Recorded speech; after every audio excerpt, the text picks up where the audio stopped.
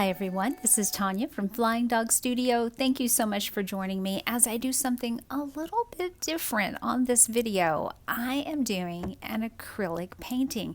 Now, I've not done one on this channel, at least not traditional art, probably in digital art. You'll have to take a look back through my playlists and see. But we're going to start by by stabbing this crummy little canvas to get it open. I'm going to move that little silica out of the way so my dog doesn't get it. That was thrown away promptly, by the way, once I turned off the camera. And I say crummy little canvas because I purchased the acrylics because they were on sale, and I thought, well, I'll just add this little canvas to it too. You can see it's an 8x8. It's one I had never used before, and this canvas did not come with the little stretchers in the back. You know, the little pieces of wood you stick back there to stretch out that canvas, and it was extremely loose. We'll talk about that in a minute, but first of all, let me say the three colors that I picked to purchase from this set, and if you've read the title, they're from Grumbacher. I did not purchase the primary colors. That means if I want to tint and I want to get like a base color down on this canvas before I start, I have to use something. So I decided to use the Derwent Inktense, and that was fuchsia. And you can see it is super bright. Now, I have a plan for this. I always like to do an underpainting. And again, can't do it with the colors that I chose, and we'll talk about that in a minute. So I'm going to put this on, and I'm going to let it dry. And then I'm going to do something about that canvas being super loose because it was really hard to color on that with those pencils. By the way, here's the brush I used. This is from the Zen series, Royal and Langnickel. It was just one of their oval brushes, and I absolutely love it. Okay, this is a taut canvas now. What I did was I put water on the back twice, and I blow dried it. And look how much, look at that. That has a lot of give to it. But the other canvas, when I thump it, it now has that nice tight sound. Let's take a look at the brushes. Now, some of these were just cheap brushes. This one was actually from my studio days. It's a Royal and Langnickel studio brush, like you buy a massive amount of them for a bunch of kids. Don't know where this one came from. They're all acrylic brushes. Now this one, I love this one. Again, it's from the Zen series. It's Royal and Langnickel. The one you just saw was a wash brush. This one is as well, but it's not for watercolor. It's for acrylic. And then I just have my other supplies. I have just the paper towels, and which I normally have a microfiber cloth, but I knew I'd make a mess, and I will in this. So hang on so you can see my mess. Here are my colors. I got a Payne's Gray, Mixing White, and Mars Black. So let's get started on this canvas. And I'm going to pick up one of those flat, cheap brushes, and I'm going to use it to draw. I'm not going to use a pencil. I have my reference photo over to the side, and by the way, if you would like to have that reference photo, please let me know in the comments below, and I will be happy to put that up on my blog for you. Not a problem. You can follow along, you can make your own art, whatever you want to do. You don't have to give me credit for it. It's just a photo I took in my backyard as I was looking up at our pin oak tree and taking a picture with the sky in the background. I thought that the leaves made a wonderful silhouette against the sky. The only problem is everything was gray. It was kind of a gray day, which works well with the Mars Black and the Payne's Gray and that Mixing White. But I wanted to add a little color. I kind of wanted to do my own thing. And since I like to put an underpainting on here, and I like to use colors like fuchsia or sometimes a sienna color. I think those are an orange. I really think those work well for underpaintings. That's what I thought I would do, and this is going to give me, as you see, as we go along, you'll see because I chose to purchase Mixing White and not like a titanium white, I'm not going to have full coverage, and that will allow that pink to come through. And using the Payne's Gray with it, I'm going to get a purple color, which is kind of what I was going for. So instead of gray, we're going to have a little bit of purple. So as you can see, I'm loosely using the Payne's Gray. I've added a little water to my brush, kind of thins it out a bit, allows me to get a basic outline of everything. I will come back over these again toward the end and make some definite decisions about what I want the shapes to be on these. But for now, these are simply an outline for us. Think of it like a pencil drawing, just kind of an outline. Now, I'm going to skip a step here because unfortunately I don't have the video. So you're going to see me finish up all of the drawing here, and then there's going to be a big skip right now. Okay, you can tell that I have gone over this whole thing once and it has dried. You didn't need to see that process anyway. But I'm doing the same thing again. This is my second coat. And what I'm doing is I'm taking that mixing white. If you're not familiar with acrylic paint, you can get something like titanium white, which would have been thick, gone over this whole thing, and I would not have seen the leaves through here. Or you can get a mixing white, and what a mixing white is going to be is transparent. It's going to allow you to make tints, and that's what I wanted to do with the Payne's Gray. And then also take that Mars Black and add it to the Payne's Gray and make some shades. So that's what we're going to use when we go back over those leaves. But coming up, I'm almost to the end. I'm about to make that huge mistake. I'm going to slow it down so you can catch it. Here we go. Boom, there it is, right across it. It takes me a minute. I'm in a little bit of shock here. I'm processing, and there we go. Yes, Tanya, you kind of made a mistake there. So I'm grabbing, yeah, we know, you hit that. And I'm grabbing some wet paper towel and wiping it off. It's okay. It's just acrylic. We can always paint back over it. But here's the thing. I didn't clean my brush completely. I'm going to get some more of that mixing white, finish up going over the top, and oh yes, we're mixing that around again. It's slightly gray down there, but that's okay because again, it's acrylic. I'm going to be painting back over it. This is just the underpainting, and the real thing is coming up now. So I'm going to start with some white, and again, I'm making a tint. It's okay that it's transparent because I want it to be transparent. I want that pink to show through. So it was never my intent to make the background white. It was always my intent to use that underpainting and put the colors on top to create something else. So now I've got that small brush again, and I'm going between each one of the leaves. And it's okay if I don't get right up on it and get it perfectly. I don't want it to be perfect. There's one more coat of this coming on once this dries, because I am letting it dry between all of these layers. I was working in front of an open window. It is now summer down south and it's very hot, so it didn't take long for these things to dry. So I'm going to keep on going through each of these, and you're going to see the color change. I'm not trying to keep it the same shade. I don't want it to be flat. I want to keep an interest in it. So I'm allowing it just to, and see, I'm going to spend a little longer time on this area so that you can see how this will get covered up down there. I'll do that throughout. So if you make a mistake in acrylic, if you're not familiar working with acrylic, just keep going. You can always paint over it.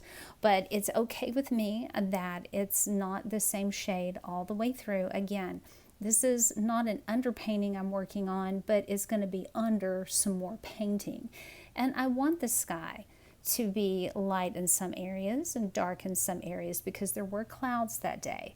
I just kind of want it to glow. And I'm thinking about doing another one just like this, except maybe using another color. Perhaps one of the Derwent Inktense, one of the brighter colors. Or maybe I'll use that baked earth. I like using that for underpainting sometimes.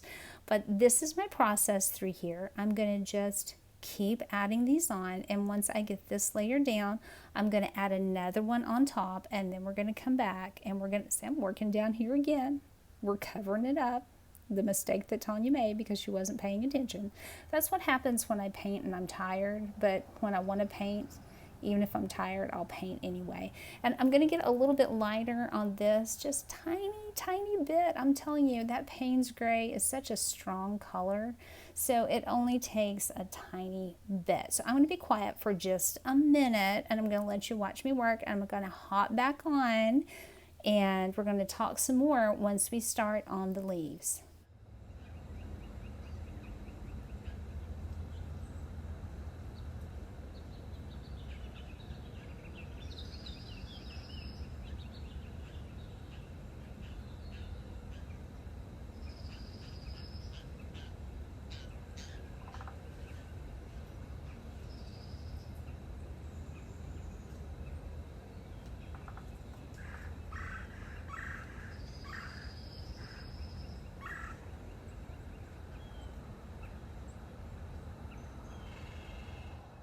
just a little bit more, and then we'll be ready to paint the leaves. But I do want to point out, I love the flat brushes for acrylic. I could turn it on its side. You know, when you get the paint in there, you can actually use the edge of it and paint tiny lines, thin lines. And when I'm working in watercolor, I actually prefer to use round brushes. It's just kind of whatever you prefer, but that's me. For acrylic, I really like using the flat brushes. I do have to apologize because I am used to working with watercolor and I hold my brush more at an angle. And because of the nature of the subject I've chosen here, I'm having to hold my brush more at a 90-degree angle with the paper, and that's, I shouldn't say paper, I'm used to working with paper, the canvas, and I'm covering up what I'm working on, but I'm hoping that with the hand motions you can get the gist of everything that I'm doing here. So basically going back over the same leaves, and I'm not pre-mixing over on the side very much. I'm tapping the Payne's Gray, and then you'll see me tap the black, and sometimes I will tap over where I've mixed some of the Payne's Gray with that mixing white, just to get different shades on those leaves. Again, there was some light coming through. They were basically just a silhouette, but I wanted a difference in them. I didn't want them to be flat. And you can see where I didn't come right up next to the leaves, and I left a little pink in there when I was doing the painting between the leaves. It allows there to be a little bit of glow from the background, and it makes it just a little more interesting. So this is my process for this one. If you have any questions about this, please put those down below. I always encourage you to leave me comments if you have suggestions. We have been, which brings me to this, we have been talking about, in some of my videos, music. And I get what some of you are saying. Some of you have said, I could do without the music. And some of you have said, I love the music. You know, I like classical music. So that's something that I'm drawn to when I am making art. I used to play that in my studio for the kids. So I will choose it every time. Well, not every time, but most of the time, especially if I'm working on Beatrix Potter, I will choose that to put in the background on the videos. And some of you do not like that. And I totally get it. So I thought we'd do something a little bit different in this video. I'm not putting any music on there because I did hit a video this week that the guy used. I can't say what kind of music it was. It was almost like outer space kind of music. I don't know if you know what I'm talking. Let me know if you know what I'm talking about down there. But I actually turned off his video and I wanted to see the rest of it. I watched most of it. And he doesn't talk in his videos, and why I didn't just turn the sound down, I don't know. I'm someone that likes sound when I'm watching something. I have ADHD, so I like two things going at once. And if I don't have that sound in the background, then I'm likely to do something else when I'm trying to watch the video, like scan on my phone, you know. So I understand where you're coming from. So no music on this video, just me talking, and then just some background noise that I actually have recorded in my house and put that on here for you. So I've set my phone up by my window so you get to hear what I normally hear, except I've asked my family not to make random comments, and I've asked the dog to please be good and don't bark too much. So hopefully you'll enjoy that. I didn't want to leave dead air because to me, it scares me to death. If I'm listening to something, it goes off. And I know they're going to come back on and talk again, but it's like it comes out of nowhere. It absolutely scares me to death. So I don't want a jump scare for you guys. So I added a little something in the background that is not music. But I'm going to keep working on these leaves. I'm going to hop off and quit rattling around on here with my talking. And then I'll hop back on again in a minute and we will talk again.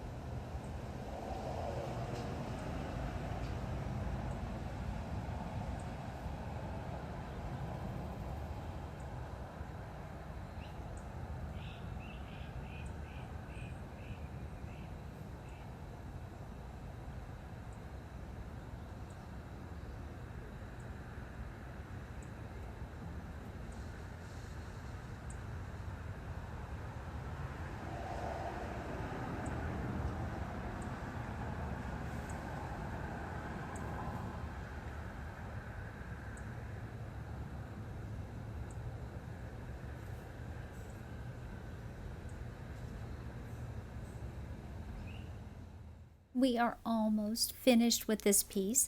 As you can see, some of the leaves I have gone back over and made them a little bit wider. Some I've made a little more narrow, which means my original painting underneath is showing through as a darker gray, and that creates like a little bit of a haze around the leaves because the wind was blowing, and I thought, I like that. That's what I want on here. So I left those to give it a little bit of a blurred edge. And you're going to see me come back, and again, it's hard to tell with my hand. I've got to figure out a different process if I'm going to be doing many acrylic pieces here, and I do like acrylic pieces, so I'm going to try to do some more. But right in here, I have just a little bit of paint left over my brush, and I'm adding some tiny details.